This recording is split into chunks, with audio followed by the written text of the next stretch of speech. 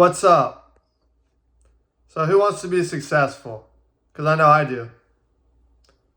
But when I was in college or when I graduated college, quick story for you, I developed this startup called Click Students.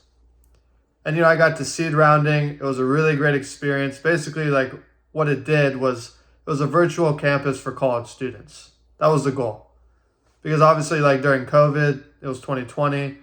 I was about to graduate and I wanted a way to make connections on campus, but obviously not on campus because we weren't there. And what I realized is that when I was building Click Students, I didn't really have the skills to do it. I didn't have the foundational skills to actually build it to its fullest capacity, which is ultimately why it failed, unfortunately. But the biggest lesson that I learned from that is building skills. Now, there's a guy named Alex Hormozi who I look up to now. He's a really big YouTuber. He's really successful. He's worth $100 million plus, etc. And what he talks about a lot is that it's about skill stacking or skill hacking, really. Where it's we have this foundational skill that we want to get. We want to go and build that skill so that for something bigger, we can use that skill for something bigger.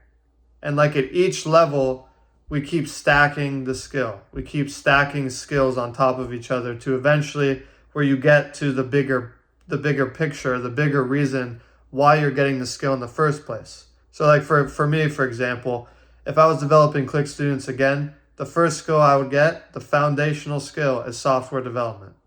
And that's why I like software now. That's why I continuously work on that skill on my own through building projects.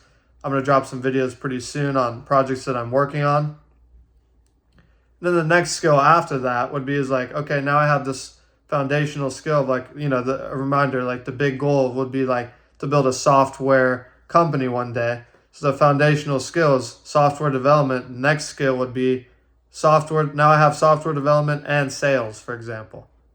So it's we keep, and then the next thing up would be okay, now I have software development, sales, and I know how to lead people. That's when you get very, very dangerous, in my opinion, which is we take this foundational skill that me and you might have right now. We might have a skill right now that we want to go and use for something else, or that we're already using in a job, in a business and whatever. And we're stacking on top of that, which I think is we don't really think a lot about when we're in college or early on in our career, which is yeah, you have the job, but what is it that you're getting from the job that can propel you to the next level? And I think it's a really, really more enjoyable process to think I have the skill now that I'm developing, and if I keep building on it, what's the next thing that I want to go and learn, or what's the next thing that I would want to go improve upon or develop so I can get to a position X in the future. Now that obviously takes a lot of internal work, and you have to understand what it is that you want to do in the first place. But for me, I know that my end goal would be to be to build a business. That's what I want to do. And I know it starts at a foundational level of what's the business that I would want to develop in the future. And for me, that's something in software. So I know I'm going to go continuously work on the software development skill. Now, I don't know what it would be for you, but that's a question that I think you can answer. And I think a lot of the times, with this understanding of skill building or skill hacking, it makes it a lot more simple to go about building skills, because you have a clear understanding of what it is you're building in the first place. Why is it that I'm building this thing in the first place? So obviously eventually you can get to a position down the line of where you want to be.